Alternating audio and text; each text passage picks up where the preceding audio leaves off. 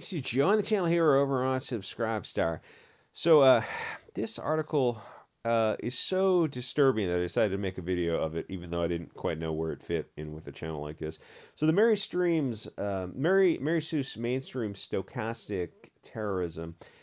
It's probably gonna have to find a euphemism for that T word. What you're seeing in current day media since the rise of digital and the need to sell clickbait that started about 20 years ago. I mean, really, it destroyed any semblance of normal adult media.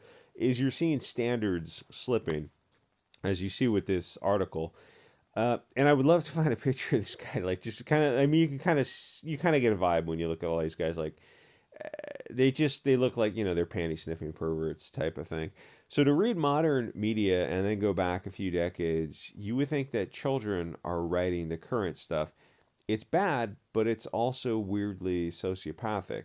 This article by Jack Doyle is written by a guy who has sociopathic tendencies or borderline personality disorder.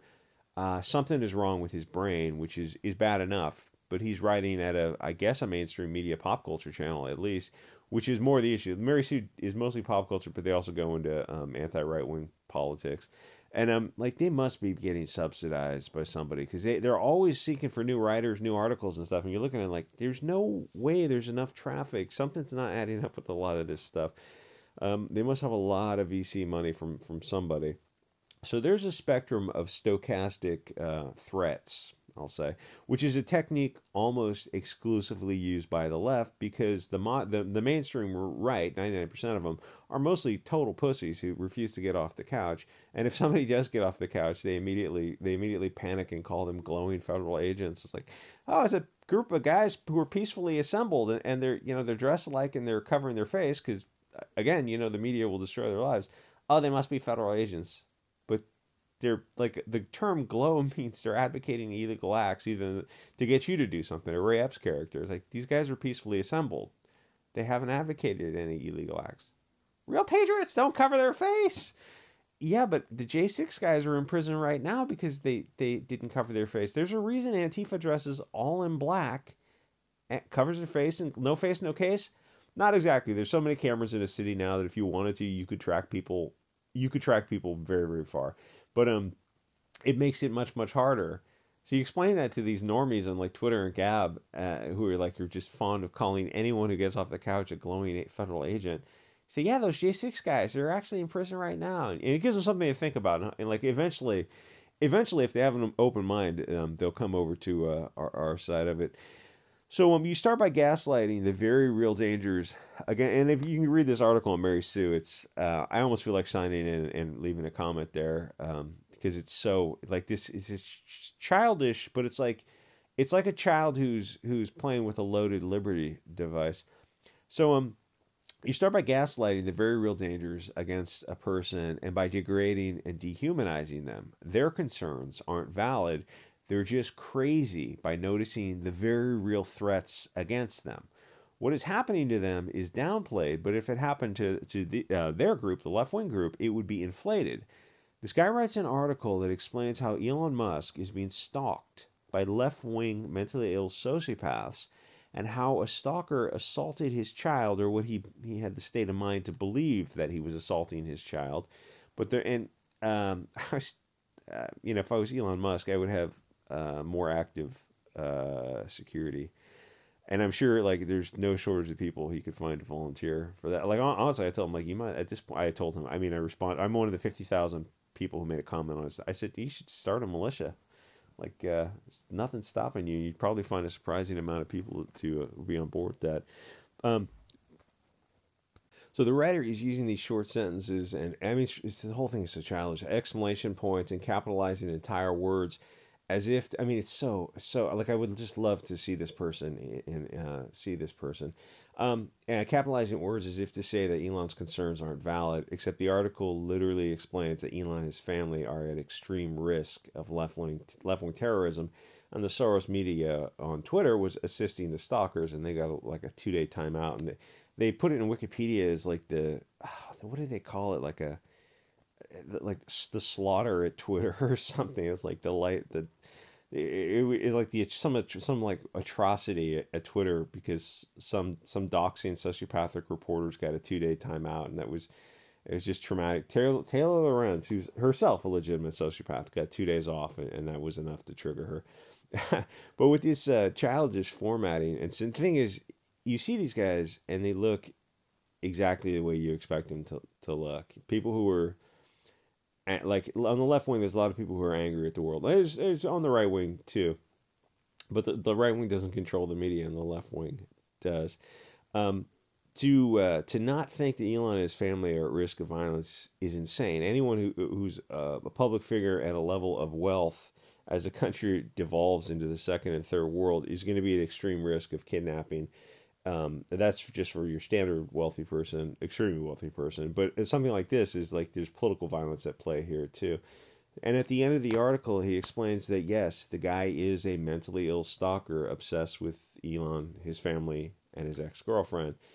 So the article tells you that the threat is real, but the first half of the article plays it off as a joke. After you read enough of these articles, you realize the writers themselves are not playing with a full deck. They're encouraging violence against their targets because they're signaling that if something happens to someone on the right, the mainstream media will downplay the risk. They're controlling the narrative to push violence against their identified enemies. If it happens to them, they would signal by using keywords and phrases of marginalized and oppressed, persons at risk, disenfranchised, othered, whatever Saul Alinsky, cultural Marxism, Frankfurt School. It's all just like after you read enough articles, you see the playlist. Like left wing chicks on Twitter when they get mad, it's like the spinning dial, but there's really not that many options. It's always something to do with sex or the way you look, and like everything until the left wing is triggering to them, but unless they have to use it against someone on the right wing, then suddenly they can use homosexuality as a pejorative, or somebody's physical features, or or poverty shaming somebody. It's like all these left wing words and phrases only apply to protect them. I mean, it's just, and you point it out to them, and they don't say, because honestly, there's a lot of them like Dunning-Kruger left of the bell curve, because obviously every victim of terrorism is marginalized and oppressed. That's kind of by definition.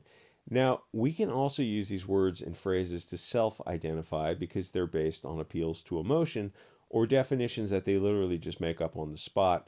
We can do the same, and we have to. You have to play by the rules of the game that they create. We don't control the battleground, but we can win if we're clever. We have to use the same appeals to emotion and instantly create redefinitions of words again to assert control over the narrative, and just say yes. We'll have to agree to disagree that we have different definitions of these words, these istophobic words. We feel they only apply against you, and we feel that we're marginalized and oppressed, disenfranchised, and othered because that's how we feel. It's like you just have to agree to disagree, and you tell them that, and they lose their freaking minds over that because they're very authoritarian when it comes down to it.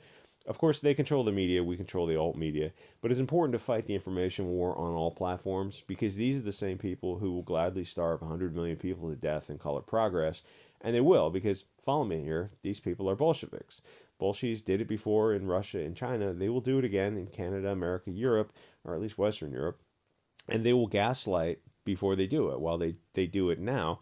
And after it's all over, it will almost be erased from history, as it is now. Try to read about the atrocities in Eastern Europe, Russia, China, Cambodia, Haiti, Southeast Asia in general, Central America, South America, like Shiny Path type of stuff. Anything the Bolsheviks touch, the stories are out there, but they're hard to find. Now compare them, don't say a single word in the comments, to the other bad guys that are in 99% of the narrative.